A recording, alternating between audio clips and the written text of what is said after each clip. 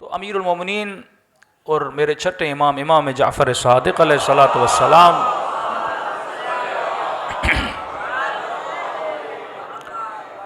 فرماتے ہیں دنیا کی زندگی اور آخرت کی زندگی میں ایک فرق ہے۔ دنیا کی زندگی ایک سوشل لائف ہے، جسے ہم اردو میں بولیں ایک اجتماعی زندگی ہے۔ مثلا اگر ایک مولانا نے بھی یہاں تک آنا ہے تو کئی اسباب درکار ہیں، تب جا کر ایک مولوی یہاں پر آئے۔ اگر میں نے خطاب بھی کرنا ہے تو میری آواز آپ تک پہنچنے میں لاؤڈ کا ہونا ضروری ہے، لائٹ کا ہونا ضروری ہے، مجھے دیکھنے کے لیے آنکھوں کا ہونا ضروری ہے، آپ سے ہم کلام ہونے کے لیے آواز کا ہونا ضروری ہے، آنے کے لیے گاڑی کا بندہ محتاج ہے، یہاں تک کہ آپ کے سفرے پر جب ایک روٹی آتی ہے، یہ روٹی بھی کئی اسباب سے گزرتے ہوئے، کوئی کسان تھا جس نے دانہ ڈالا، گندم نکلی، گندم فلور مل میں گئی، آٹا بنا، آٹا آپ نے لیا، کوئی تھی جس نے روٹی بنائی، تب جا کے آپ کے سفرے پہ کیا آ گئی؟ روٹی آ گئی۔ یعنی یہاں بندہ جی ہی نہیں سکتا اگر انسان اسباب کے ساتھ جڑا ہوا نہ ہو۔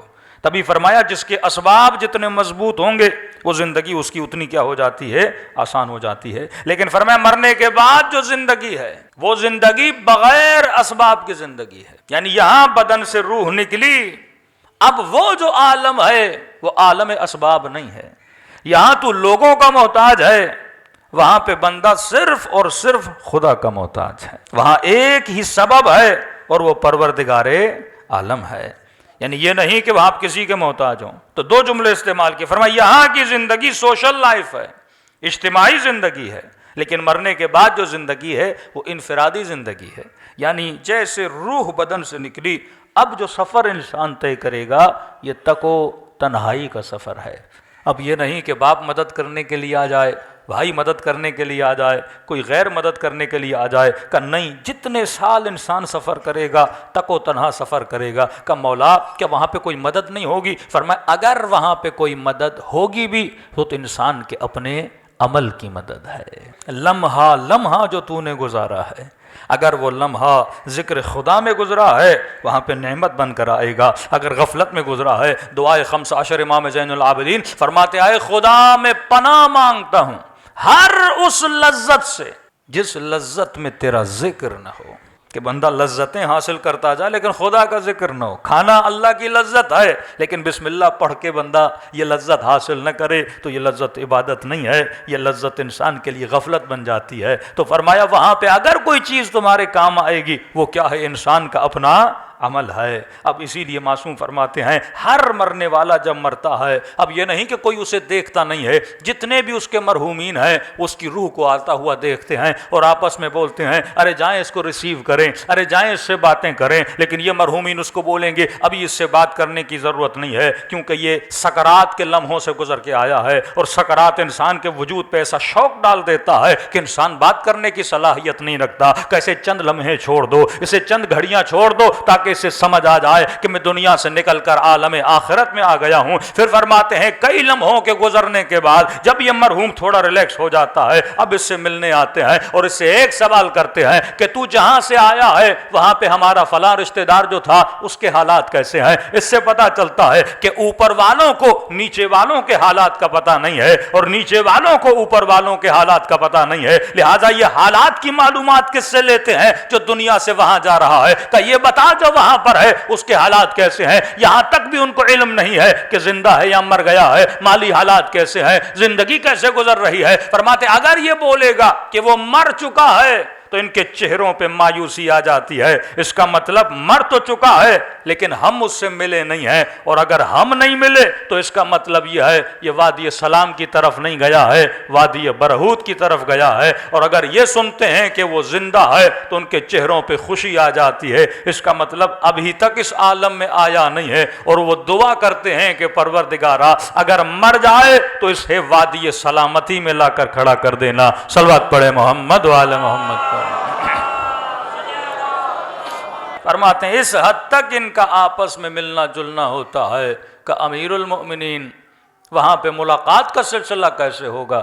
فرمایا انفرادی زندگی ہے، وہاں طبقات ہیں، جو بہترین عمل کا مالک ہے وہ اوپر کے درجے پر ہوگا، جو کم ترین عمل کا مالک ہے وہ نچلے حصے میں ہوگا۔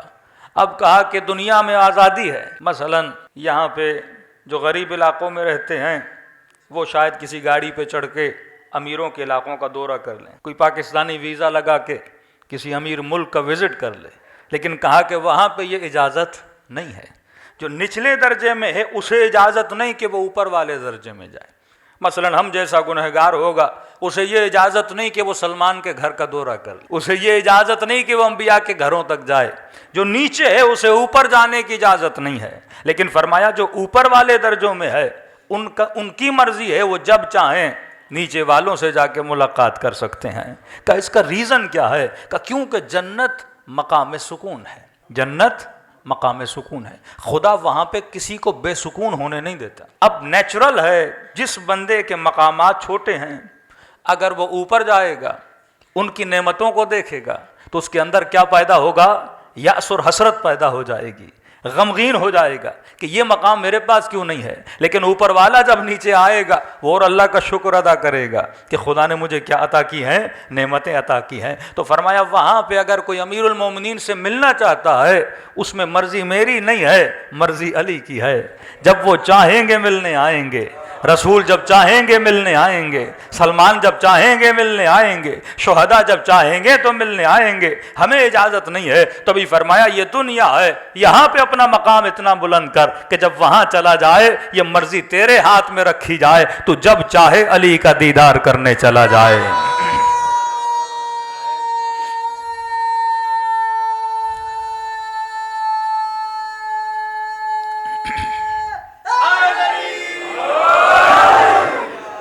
دوسرا سوال کیا کہ مولا کیا جس طرح یہاں پہ آپ لوگ آپس میں گیدر ہو گئے، جمع ہو گئے، کہ کوئی جمع ہی نہیں ہوتا کہ زندگی واقعاً تک و تنہا ہے؟ فرمایا نہیں، ہفتے میں ایک دن اللہ نے رکھا ہے جس میں مومنین کو اللہ کیا کرتا ہے؟ جمع کرتا ہے۔ کہ کہاں پہ جمع کرتا ہے؟ فرمایا وادی السلام میں جمع کرتا ہے۔ یہ لفظ آپ نے بہت سنا ہوگا، وادی السلام اور وادی برہوت۔ اب یہ وادی السلام ہے کہاں جہاں پہ مومنین کو جمع کیا جائے؟ امیر المومنین اپنے ایک صحابی کے ساتھ کوفے سے نکلے، فرماتے ہیں کوفے کے 2 فرسخ یعنی 5-6 کلومیٹر 7 کلومیٹر کوفے سے ذرا دور ہوئے تو مولا کا صحابی کہتا ہے تا حد نگاہ قبریں تھیں، قبرستان، اور جیسے وقت غروب قریب آیا، سورج اترنے کے قریب آیا تو امیر المومنین وہاں رک گئے، اور رکنے کے بعد علی نے کلام کرنا شروع کیا، باتیں کرنا شروع کی۔ اب کہتا ہے میری سمجھ میں نہیں آ رہے باتیں کس سے کر رہے ہیں کیونکہ سامنے مجھے کوئی نظر نہیں آ رہا۔ اب میں نے کہا شاید مولا مردوں کو سلام کر رہے ہیں، السلام علیکم یا اہل لا الہ الا اللہ۔ یہ جملہ بڑا عجیب ہے کہ اے اہل لا الہ الا اللہ، ہم پر تمہارا سلام ہو۔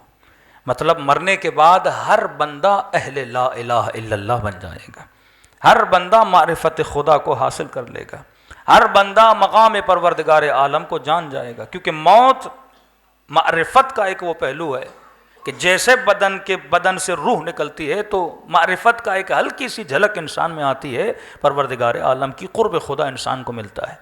تو کہتے ہیں امیر المومنین نے باتیں کرنا شروع کی، لیکن یہ کلام اتنا طولانی ہوا کہ گھنٹوں گزر گئے۔